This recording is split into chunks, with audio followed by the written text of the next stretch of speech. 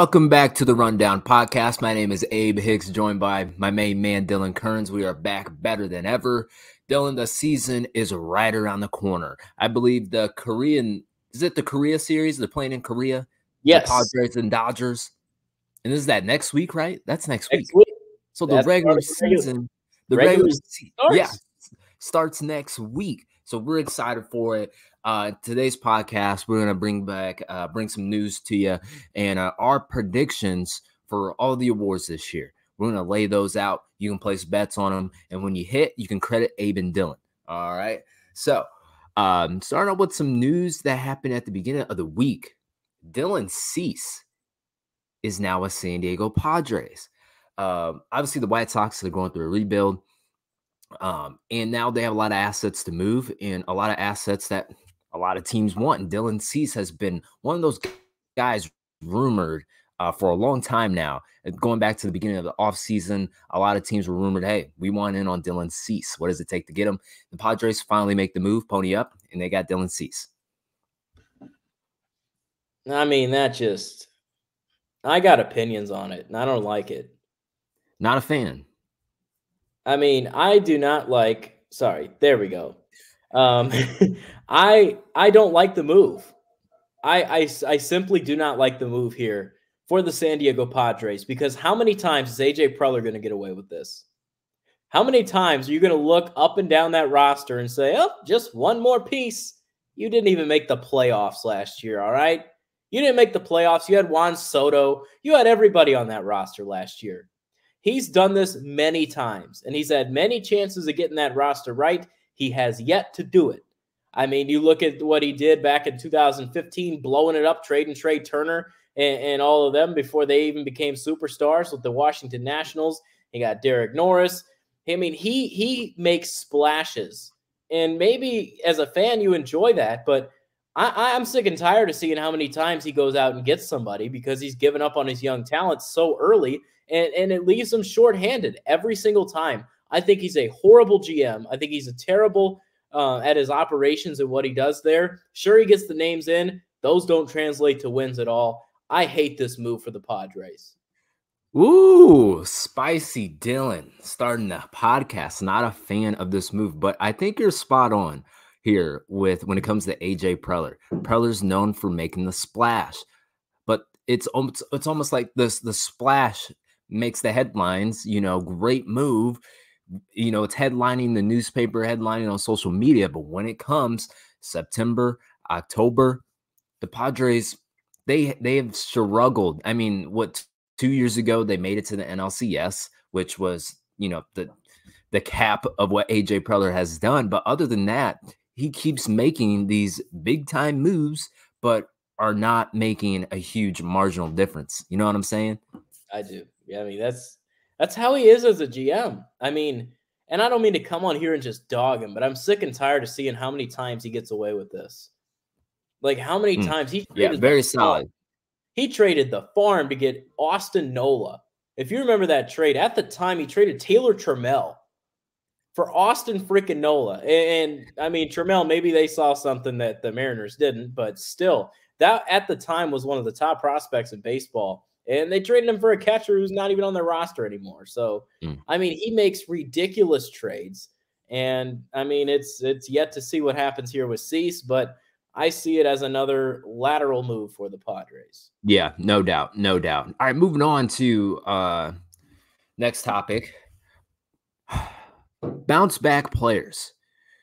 A lot of guys, a lot of big-time names that may be on our list here struggled last year, whether it was injuries, a lack of performance. Otherwise, who are your go-to guys that you can see making a bounce back this year? Do you want me to give you all-stars, or do you want me to give you my list? You can give me your list. It doesn't. Okay. Bounce back players here. I look at a guy, and I think he'll be an all-star this year. I think he will be an all-star. Give me Trevor Story. Ooh. I really like Trevor. He can be an all-star. I mean, last year he was injury-riddled. He had the weird year before that where he just got signed to Boston. I think he gets in a full season and he's over there. There's not a lot of pressure on him right now in Boston. He signed the big contract, but this was a guy a couple of years ago. He put up solid numbers. And I know you can mention Coors Field and stuff, but I think he will lead the American League in doubles this year. He can wear out that green monster. He still has great speed. I think Trevor Story bounces back and has an all-star year. And I don't want to stop with just him. I think this guy can enter Cy Young conversation with his bounce back year. And I'm going with Aaron Savali of the Tampa Bay Rays. Aaron Savali, and you might say, okay, maybe that's not a stretch when you say bounce back. He had an ERA north of 5 since being traded to Tampa Bay. Last year was a rough year for him. The Cleveland Guardians, it just kind of fell apart last year in terms of injuries and stuff like that. But Savali was a piece that kind of just struggled, and then he gets traded. He was not good with Tampa last year. I think that this is a year where they get him right. They get him in their lab, and they get him going a little bit. I think Aaron Savali is another name. And a couple other I'll throw out there. I think Shane Bieber bounces back off his injury.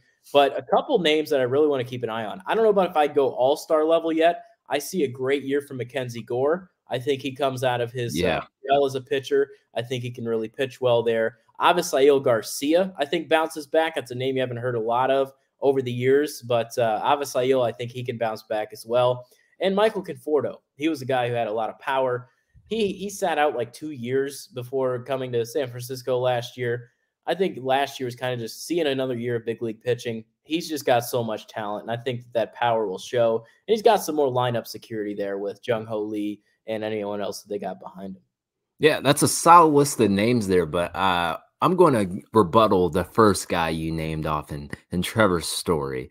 For those that are new to the channel, his numbers away from Coors Field have validity to them, in my opinion. They're absolutely scary. And even before he made the transition over to Boston, I didn't like it. I did not like his numbers away from Coors Field. There was a huge drastic difference from what he did in Colorado compared to what he did away from Colorado. Maybe he has a chance to put away those skeptics, including myself, this year. He has that opportunity. You believe that he can do so. But man, those numbers away from Coors Field, that's something I can't get away from me at all. But you do have a solid list there. For me, my guy this year is Carlos Correa. Let's talk about what Carlos Correa did last year. Dylan, he slashed a 230 batting average, 312 OBP, and 399 OPS. That's what he slashed last year. Obviously, he was affected by a left foot injury, but I expect him to bounce back and potentially be an MVP candidate. We all know that Carlos Correa has all the talent in the world. A healthy Carlos Correa is always contending for a possible MVP. And if the Twins get that from him this year, they'll have no issue winning the AL Central.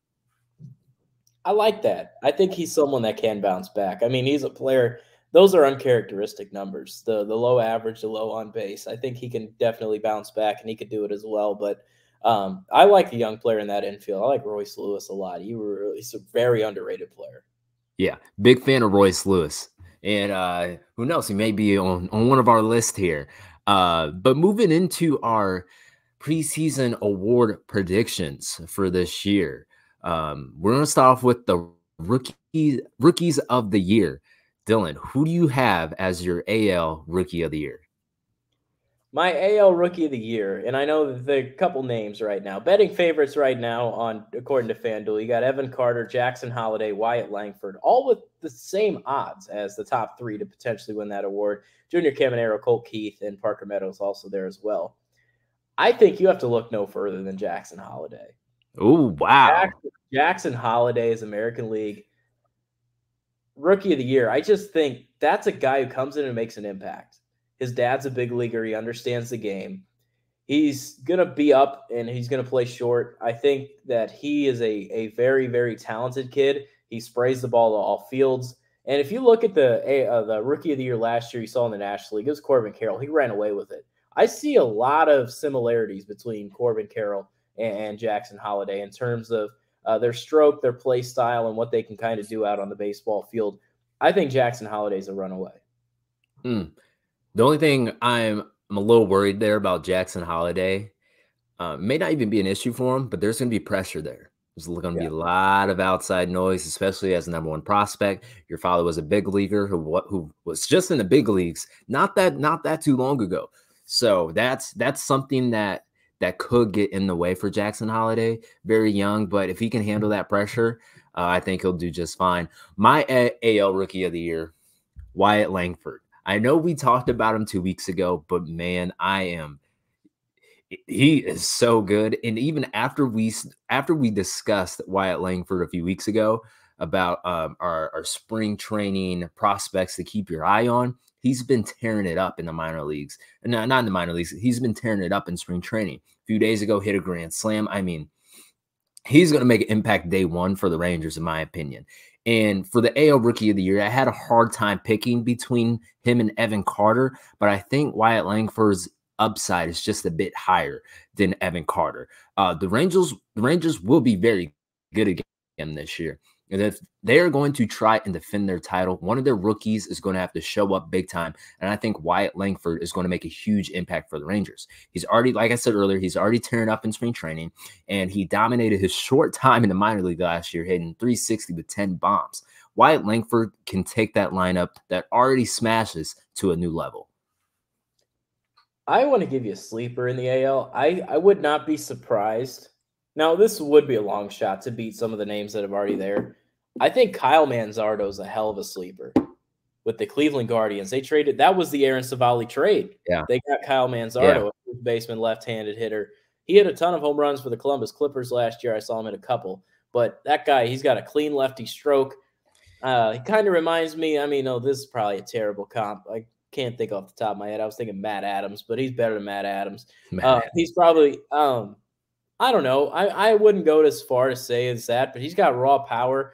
I think he's someone that could definitely make an impact in Cleveland, and especially this year as well. He'll get his crack at some point. Yeah, no doubt. Now moving to the NL, my Rookie of the Year pick this year is Jackson Chourio. And I think this may be a bold pick. Number 2 prospect in all of baseball. I don't think his expectations are as high as Jackson Holiday's expectations, being the number 1 prospect in baseball. Not saying that there isn't going to be pressure, especially with him signing a long-term deal this past offseason, but just comparing the outside media attention that Holiday is getting, Jackson Chourio doesn't have that type of hype around him. So I really like Jackson Chourio. Very athletic, can spray the ball around the field. He has plus speed. He stole 44 bags in the minor leagues last year. He adds a level of athleticism to this Brewers team that brings them a different dynamic. That outfield is going to be very fast with Chourio and Garrett Mitchell. He will be that missing link that can bring the Brewers back-to-back NL Central champions. That's interesting. I don't mind Chourio. I'm going to go in a different direction. I'm going on the hill. Okay. And I know you might say, oh, Yamamoto, chill the Oceanibo Matadongo. He looked like shit so far. It sure as heck ain't Shota Imanaga either. I have a feeling where you're going with this. I'm going Kyle Harrison of the San Francisco Giants. Kyle Harrison as my NL Rookie of the Year. I think it just makes tons of sense. This is a guy who got a cup of coffee last year in the big leagues. He got his chance to pitch. He pitched in about 7 games, and those numbers, not too bad. 415 right there for Kyle Harrison in his first year in the big league level. So he started all 7 of those starts or 7 of the games he pitched in. I think Kyle Harrison is the NL Rookie of the Year. He's a lefty. I don't think the Giants have seen someone come up as a left-hander in that organization since Madison Bumgarner and pitched that well. I think he's going to come in and make an impact on day one. And he might be the reason that they get over the hump. They're going to need him to pitch well. I don't want to give a teaser in terms of what I have coming for the Giants prediction until next week. But I think Kyle Harrison is going to be a big factor in that rotation. Remember, they did trade for Robbie Ray. He's hurt right now, but I think he could be a hell of a mentor to someone like Kyle Harrison. I think he's going to make an impact right here on this ball club. Yeah, that's a very, very solid pick. As you said, he already has some big league experience, and now he gets to show that off in a pretty stacked division there in the AL West with the Dodgers, Padres, and defending pennant champions, the Arizona Diamondbacks. So he's going to have a lot of opportunities to show what he can do there. Moving on to our manager of the year. Managers are obviously very vital for clubs, having that leadership at the helm. Dylan, who is your AL manager of the year? Can I say something here?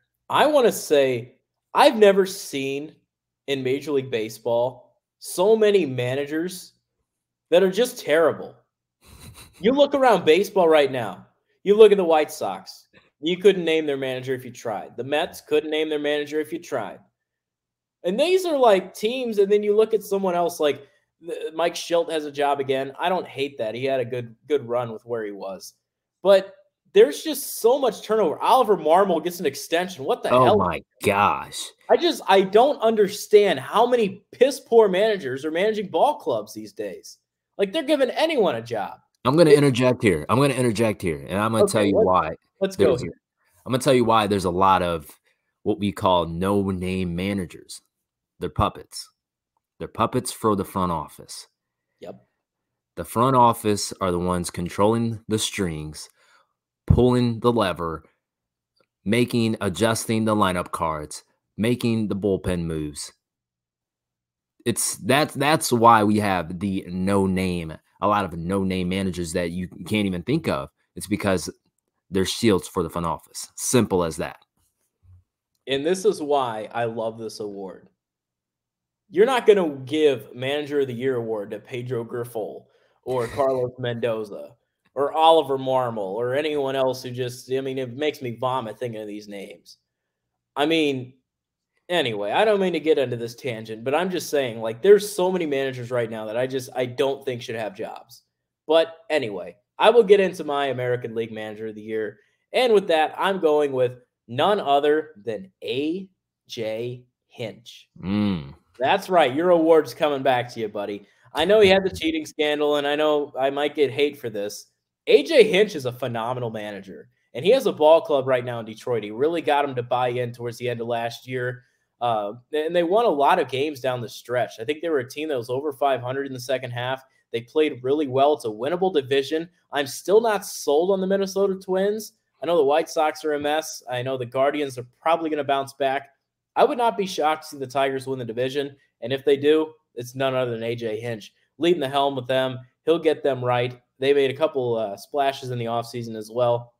I don't hate the Tigers. I think they're going to have a great year this year, and I think a lot of that will be in part of a phenomenal manager that they kind of got when he was serving his little suspension. So it was a long trust the process hire, and it's been working so far, and I think he takes home the award that he once had. That's really solid. My AL Manager of the Year is Ron Washington from the Los Angeles Angels. Ron is a seasoned, experienced, longtime manager that has been part of many World Series competing teams. He has a great track record of leading clubhouses. If there's one man that can turn around the years of mediocrity of the Los Angeles Angels, it is Ron Washington.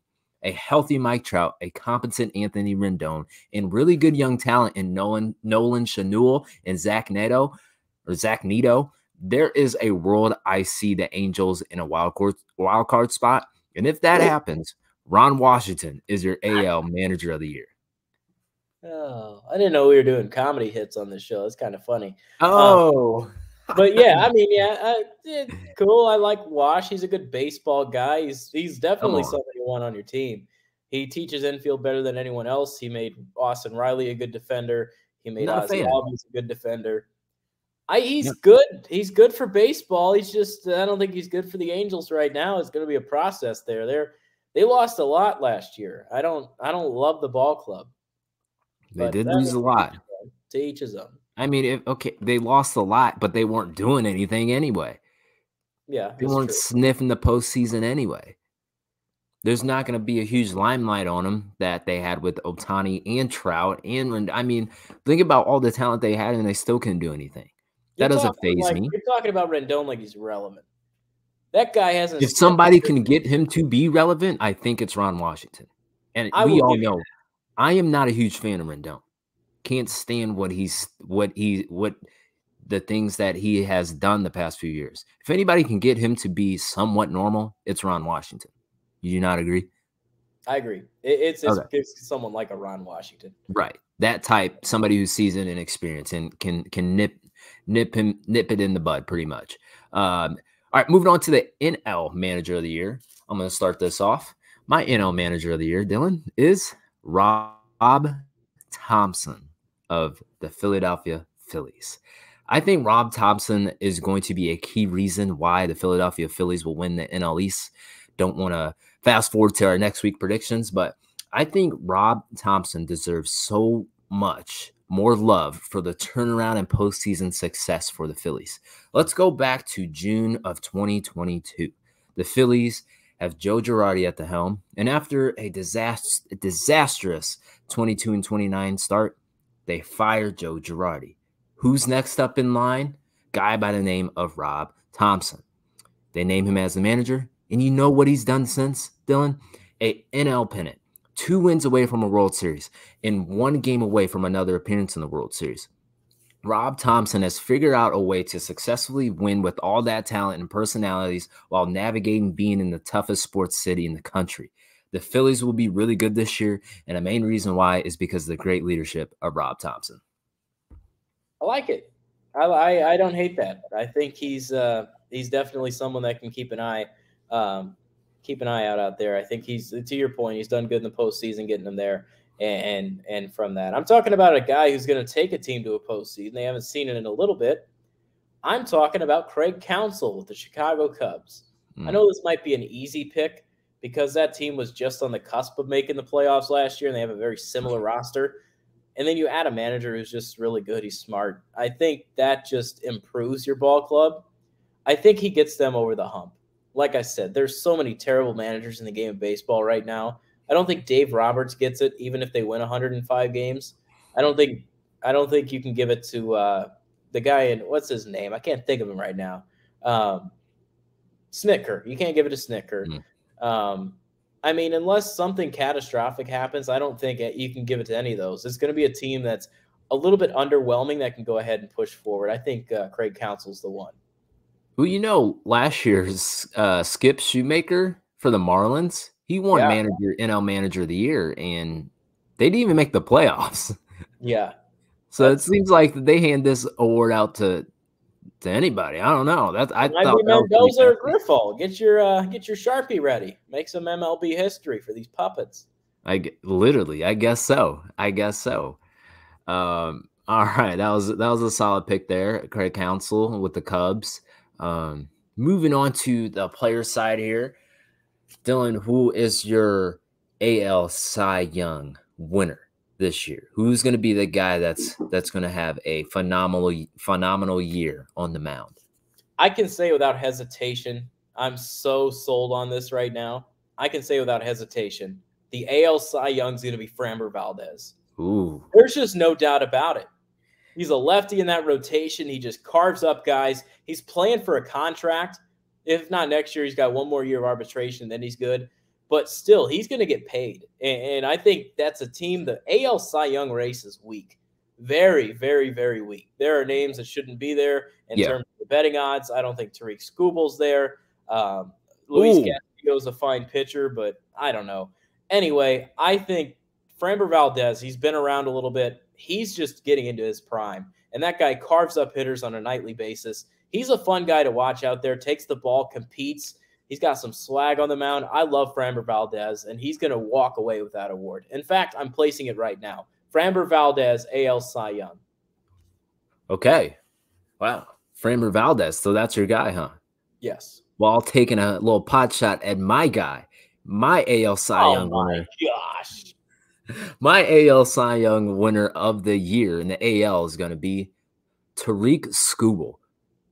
I like this guy, and I'm a huge fan. Though when he came back from his injury last year, he was dominant. He posted a 2.80 ERA in 80 innings. In the month of September, he nearly struck out 10 times as many batters as he walked, 43 Ks to 4 walks. Skubal is the go-to guy for the Tigers this year. He gave us a glimpse of how dominant he can be. last year, but I think if he can fully showcase his talent in a full 162 game calendar this year, he is your AL Cy Young winner. That guy faced Cole Calhoun late in the year for the Guardians, Ramon Laureano. He faced the shitty-ass White Sox. He faced the Royals with nobody. They made moves. The Guardians got healthy. I mean, there's a reason he had a good ERA last year. Hey, he's just playing against who's on the schedule. And if he dominates, so what? He's in the big leagues. Smart he dominates, he dominates. Those are still big league hitters fighting for contracts. I don't want to hear that. I like Casey Mize more than him in a bounce back. Will he be healthy, though? Yes, I think he will play. But Cy Young? He's got Cy Young caliber? Yeah. I like what I see in Scooball. I really do. Okay. I really do. I think he's the guy in Detroit, in Motown. If you're listening and you're the Tigers fan, let me know. Am I too high on Tariq Scooball? Let me know. All right, moving on to our NL Cy Young winner. Then I'll start this off here. My guy is, and as you see on my, as you'll find out on my predictions list, I'm very high on the Philadelphia Phillies, and my NL Cy Young winner is Zach Wheeler. Wheeler has been the ace for the Phillies for a while now. He's just missing the hardware. As long as he can keep that ERA low, probably under 3, he has a great shot at taking the Cy Young. Now, there is a lot of competition in the AL with plethora of really good pitchers from the Braves, Dodgers in the mix. So it's going to take impressive numbers to do so in the NL compared to the lack of big-time arms in the AL. But I think Zach Wheeler has the capacity to complete a dominant year and win the Cy Young. I don't hate it. I'm going to go with an easy pick here. I just think it's Spencer Strider's time.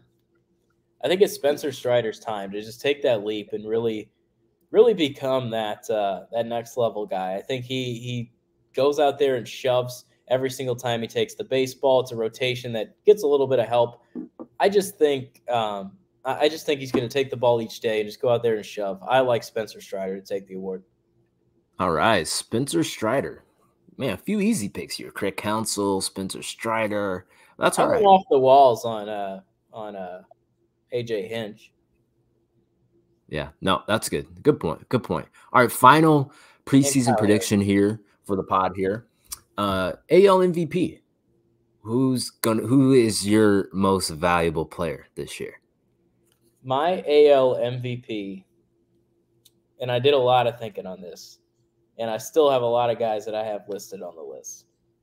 I really like Mike Trout in a bounce back, but I don't know. I think the health kind of scares me a little bit. I'm going to go with Julio Rodriguez. Power, speed.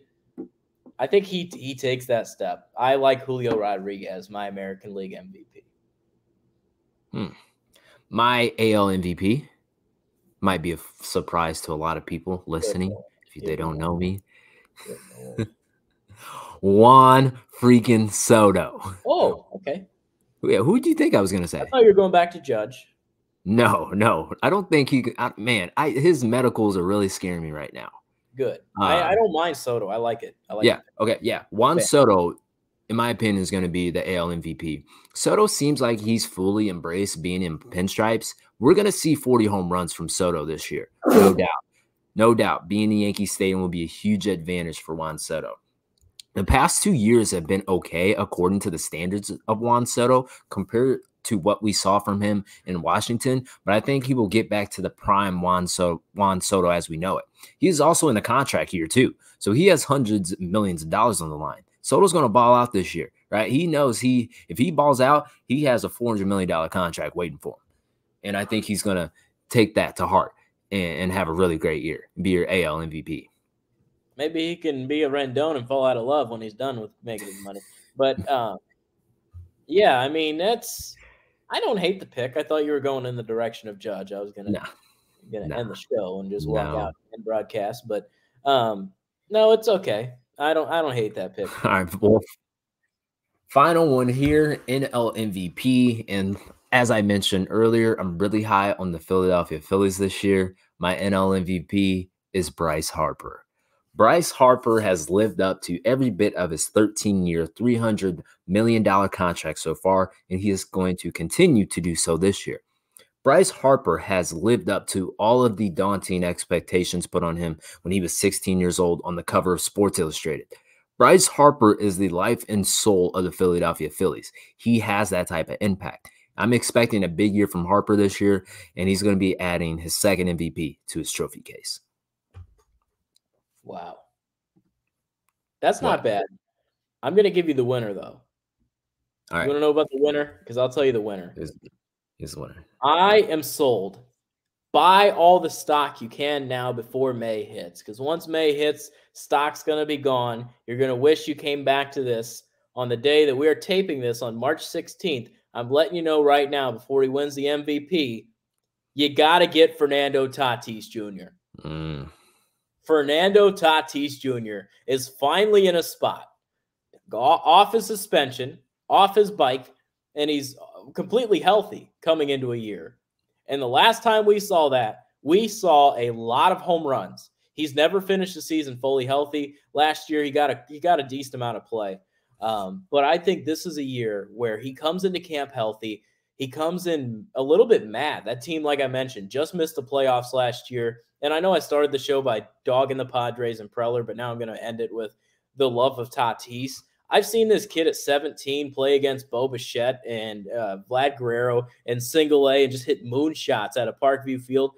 Now he's doing it in the bigs, and this guy, I think, really has an opportunity to just regain that status of being who he is. Ronald Acuna kind of fell off a little. I won't say fall off, but if you remember last year, certain times this happens every year, and I pointed it out to you a while ago about Corey Seager. People forget about baseball players. People forget about players because baseball is such a hard sport. Corey Seager went from rookie of the year. Oh, he's hurt. Oh, now he's back. Here he is, 2020. And then Corey Seager gets paid, and here he is, a superstar. Ronald Acuna, same way. Really good start to his career. Next thing you know, he gets hurt a little bit. People are like, oh, yeah, he's just another good player. And then last year, boom, explodes. I'm telling you to get on the Tatis train right now before he has a little peak, and then he's kind of fizzled out, and then now he's coming back strong. Fernando Tatis Jr., National League MVP. Lock it in on March 16th because I know I am. There we go, guys. There we go. If you're listening, those are your preseason predictions for this year. So go hit DraftKings, go hit FanDuels. We do not have a sponsorship with them yet. But go ahead, place your bets. We believe that our predictions we're going to be spot on here. But thank you for tuning in. Thank you for listening to the channel or listening on podcasts. If you're new to the channel, please follow, subscribe, follow us on our social medias, TikTok, Instagram, Twitter, YouTube. We appreciate all the support. Let us know your comments, what you think. And we're going to be back with you next week with our team official predictions of records, who's won the World Series, and all that good stuff. Thank you for tuning in. We'll see you next week.